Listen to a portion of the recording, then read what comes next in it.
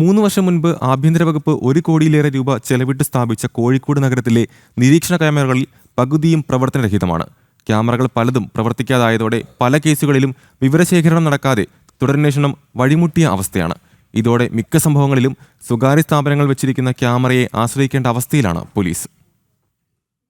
വലിയ ആവേശത്തോടെയാണ് കോഴിക്കോട് നഗരത്തിന്റെ വിവിധയിടങ്ങളിൽ നിരീക്ഷണ ക്യാമറകൾ സ്ഥാപിച്ചത്.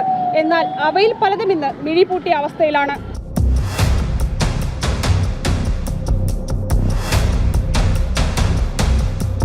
ജില്ലയിൽ മോട്ടോർ വാഹന വിഭാഗത്തിന്റെ 63 AI ക്യാമറകളും സിറ്റിയിൽ 45 ക്യാമറകളും കൂടാതെ അതിർത്തി പ്രദേശത്തെ 24 ക്യാമറകളും ഉൾപ്പെടെ 132 ക്യാമറകളായിരുന്നു വിവിധ കേസുകളിലെ അന്വേഷണത്തിനായി പോലീസ് ആശ്രയിച്ചിരുന്നത്.